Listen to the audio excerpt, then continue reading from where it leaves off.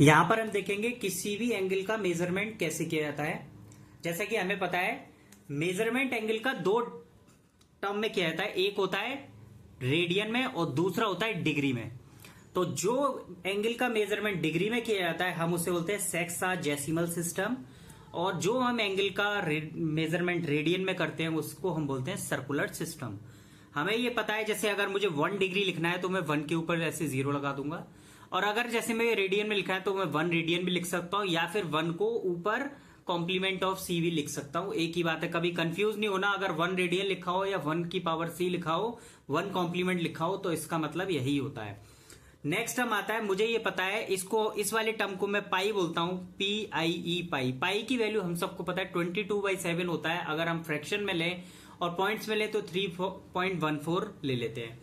अब मुझे पता है, अब हम देखेंगे कि पाई को अगर रेडियन में कन्वर्ट करना हो तो आंसर क्या आएगा, और रेडियन पाई को मतलब रेडियन को डिग्री में कन्वर्ट करना हो तो क्या आंसर आएगा, और डिग्री को रेडियन में करना हो तो आंसर क्या आएगा। देखिए मुझे पता है कि पाई रेडियन की जो वैल्यू होती है, या फिर पाई रेडियन बोल दूं या फिर मैंने बोला पाई की पावर सी, इसकी वैल्यू क्या होती है, पाई की वैल्यू 180 डिग्री होता है। अगर मैं इधर से 1 रेडियन या फिर 1 की कॉम्प्लीमेंट 1 कॉम्प्लीमेंट सी की वैल्यू निकालूंगा तो ये पाई नीचे आ जाएगा, तो 180 डिग्री अपॉन पाई हो जाएगा।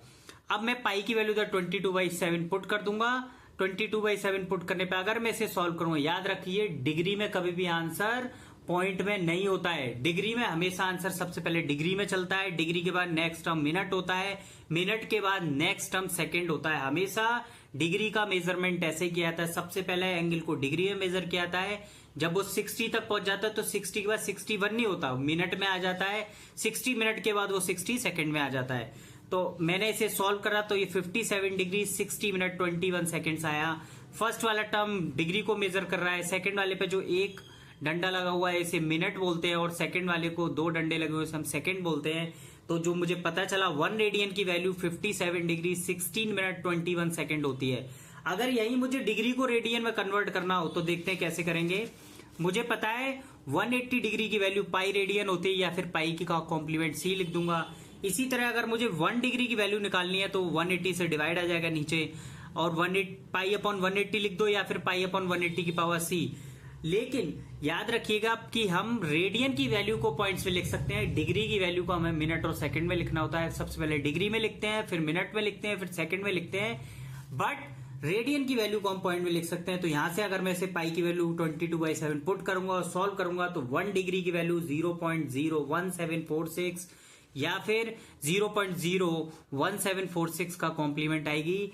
ये होता है डिग्री का रेडियन में कन्वर्जन और रेडियन का डिग्री में कन्वर्जन। टोटल 2 टाइप के कन्वर्जन होते हैं, डिग्री का मेजरमेंट और रेडियन का मेजरमेंट। डिग्री वाले सिस्टम को सेक्साजेसिमल सिस्टम बोलते हैं और रेडियन वाले मेजरमेंट को सर्कुलर सिस्टम बोलते हैं।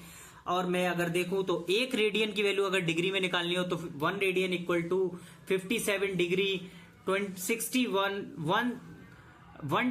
रेडियन की वैल्यू 57 डिग्री 16 मिनट 21 सेकेंड्स होती है, और 1 डिग्री की अगर रेडियन में निकालूंगा तो 0.01746 रेडियन होती है।